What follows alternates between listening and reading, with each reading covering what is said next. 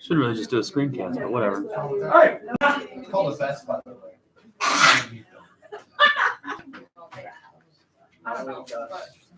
All right.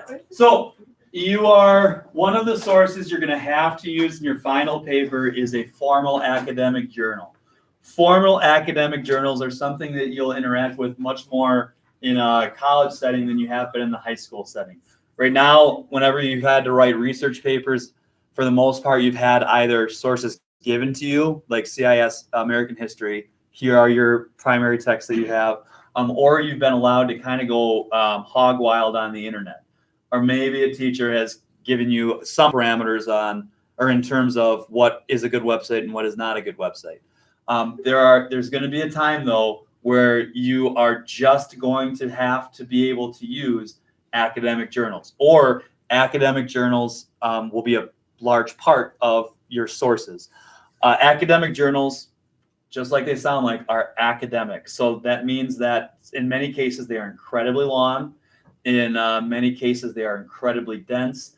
In many cases they are incredibly hard to find and gain access to. You'll see in a moment when we pull up a bunch of academic journals. I remember back when I was in college, sometimes I would have to go to the library and say, hey, I need this journal. You don't have it here, but they have it in the UW-Platteville library. And then they would order it from UW-Platteville and ship it up to UW-River Falls. And it's a pain in the butt because that takes time and you have to go to the library and life just sucks. It's much easier when you do stuff that's entirely accessible to you online. So the whole goal of right now is to kind of give you an introduction for how to interact with academic journals. So when somebody says you need to have academic journals as a source, you can rely on these next 20 minutes as your kind of touchstone for that. Doesn't matter where you go, any college, accessing academic journals is all the same. So even though you might go to Air Force University and you might go to Mankato and you might go to Duluth, they're going to say go to Air Force University website, go to Mankato website, go to Duluth website. So those are all going to look different. But once you click on the academic journal link, everything is going to look the same. Every college pays for a subscription to Academic Search Premier and EBSCOhost. Those are just two fancy ways of saying like those are companies that aggregate academic journals and give you access to academic journals. So even though you're just middling around right now with little old Somerset and Somerset's academic journals access points, you go to college, it's going to look the same way. So that everything will look the same in the future. So for what you're going to do now, you will go to schools, high school, library media center. Is that what LMC stands for? Yep. And then you go researching. Database, you might want to write this down if you don't know how to get here. Databases, Academic Search Premier. Via Badger Link? Oh, dude, I thought I could remember some. Oh, super. And let's go to Badger Link. All right, here we go. Write this stuff down. I went to Badger Link. Now, this is what I'm going to do is stupid because I wanted to go to Academic Search Premier because that's the best one. I'm going to end up in Academic Search Premier, but I'm going to have to click on a few stupid Badger Link things to get there. So I'm going to browse by format. Scholarly journals. Okay. Look, Academic Search Premier. Click. Alt Health Watch. Yeah, that's things like don't get measles vaccines and Don't get measles. yeah, it's alternative health. Why? Why is that on there? It's population. Why are they promoting this? That was a joke. Yeah, I hope so. Monty, you click on search by format, and then you click on scholarly journals. Okay. You have that? Yeah. Okay, so we end up at, I clicked on Academic Search Premier, and I end up here. So this is what it will look like in Mankato, in Duluth, in Air Force University, in Harvard. Okay? So now you need to start your search. Right now, when you search, you kind of want to treat it as almost a Google search. And then we're going to start to add some filters to make sure that you get stuff that's good to go. Does anyone know what their idea is right now? Or does anyone have an idea for what their final paper is going to be? American isolation. Anybody else? Should the U.S. government allow and accept the shift of global power to continue heading eastward? What do you mean by shift of global power? Are you saying just allow? China's becoming more powerful than? Yeah. Okay. That's where you're wrong. So China. I don't think so. What would be a good thing to search for that? Economy or Economic influence. growth, influence. Yeah. Economic influence. There you go. All right. China's economic influence. Search. Okay. So now I get a ton of stuff, and as you can see, I'm looking at search results 1 for 10 out of 7,984. That's not that many. And it would take Beasley a long, long time to sort through all this stuff to find something that might be purposeful. A couple of things that you want to do 100% of the time. On the left-hand side, you want to go down to limit to, and write this down. You want to click on limit to full text. Okay, now everything that's on my list is something that I can actually read online. So we went from 7,000 down to 1,839.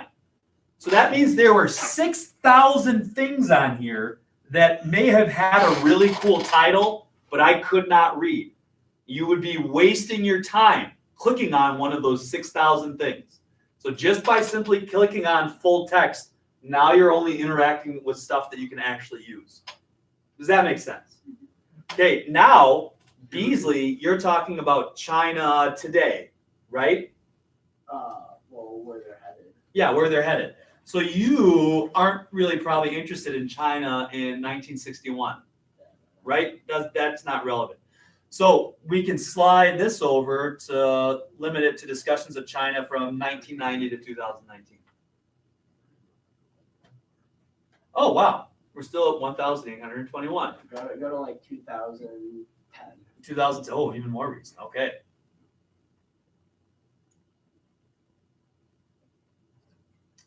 $1,339. Okay. Now, some of you might not need to do this. You know, it just so happens for Beasley's discussion, he's talking about China's current economic reality. So it makes sense for him to slide this over. It might not make sense for you. I did a awesome paper on psychological analysis of Bram Stoker's Dracula. That sounds really boring. Oh, it was so much fun. I compared it to Fear Factor because there's this character in Dracula who eats bats. And because he eats bats, people consider him crazy and he gets locked away. Wait, which movie? It's not a movie, it's a book. Okay. There's a movie. He gets, there's a bunch of movies. Anyway, there's a character who eats bats, and so they lock him up in jail. You're crazy, Renfeld. And I was just examining how different eras viewed, what's the word? Psychosis. So back in the day, they thought eating a bat head was crazy. You go to jail. Nowadays, if you ate a bat head, you know, you could win a lot of money on TV. It's all a matter of perspective, man. Anyway, I don't know why I brought that up. It's a hilarious anecdote. You also want to click on scholarly peer-reviewed journals. Peer-reviewed journals are the creme de la creme when it comes to academic sources.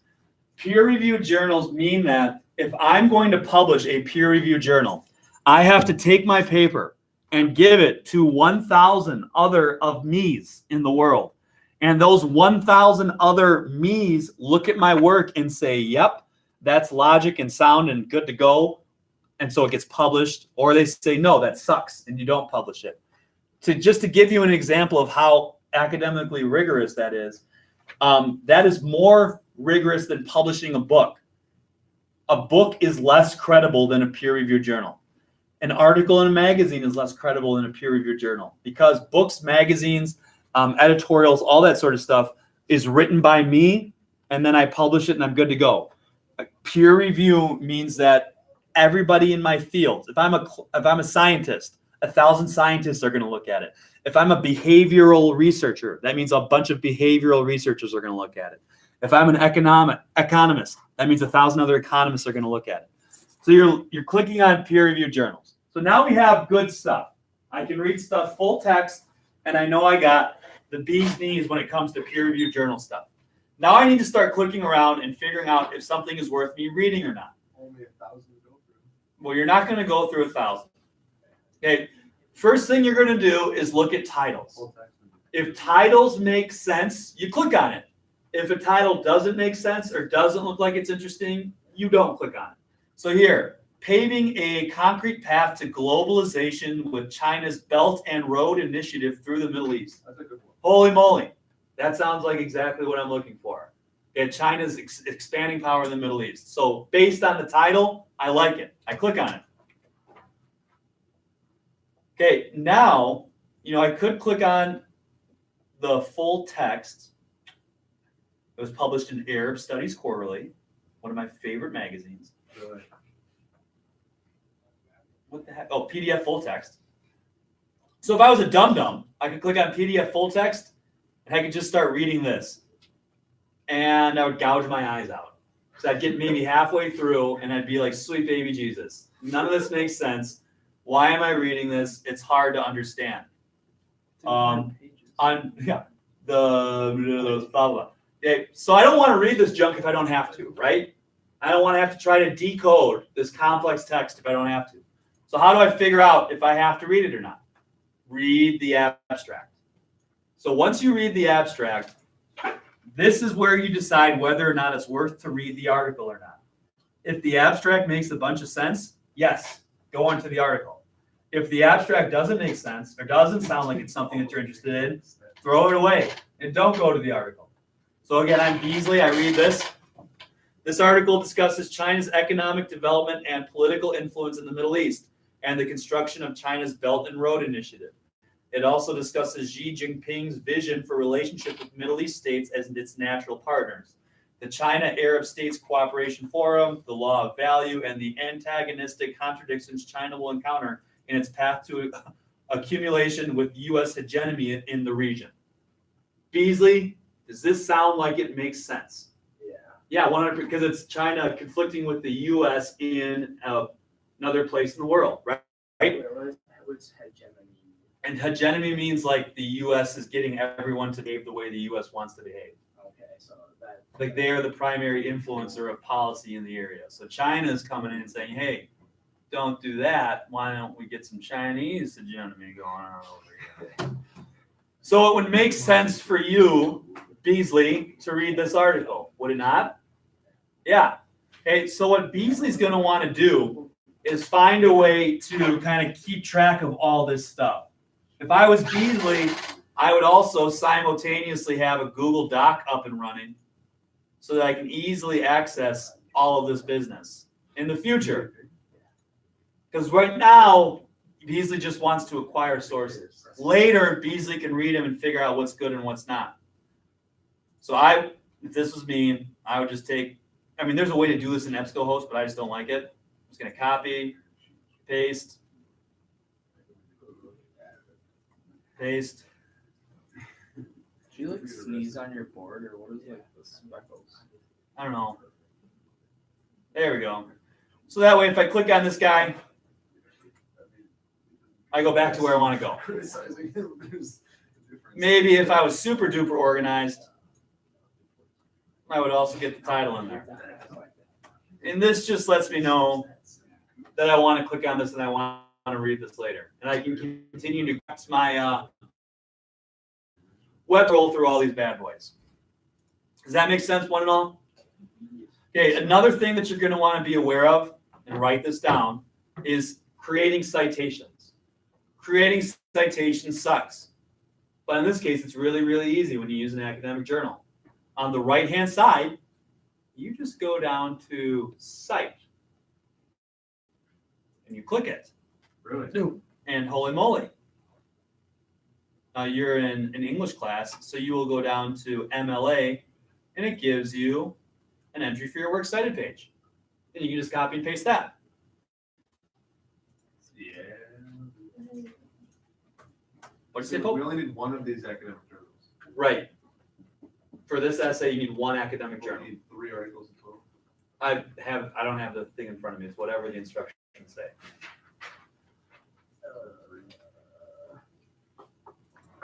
So that is how generally you go about navigating journal articles online. You go to EBSCOhost, Academic Search Premier, you type in something in the search bar that makes sense based on your article, you click limit to full text, you limit the date range, and you click on peer-reviewed articles to the left-hand side. You click on titles that are interesting. If a title's interesting, you read the abstract. If the abstract's interesting, then you read the article. If the abstract is not interesting, then you just ditch it and move on to the next one. You find something that you like, copy and paste that stuff to a Google Doc so that you can easily access it later without having to go through the process of searching for stuff. Make sense, one and all? So could we do all 3 of our sources be from the Search Premier or the Academic Search Premier? Yeah. Okay. Mhm. 1 and 3. Other questions about searching for stuff? Tons of fun, huh? Oh, fantastic. I mean, look at Bethany. She's so excited she can't even look at the screen anymore. Had to close her eyes. Sensory overload. Totally get it. All right. So with that, I'm gonna start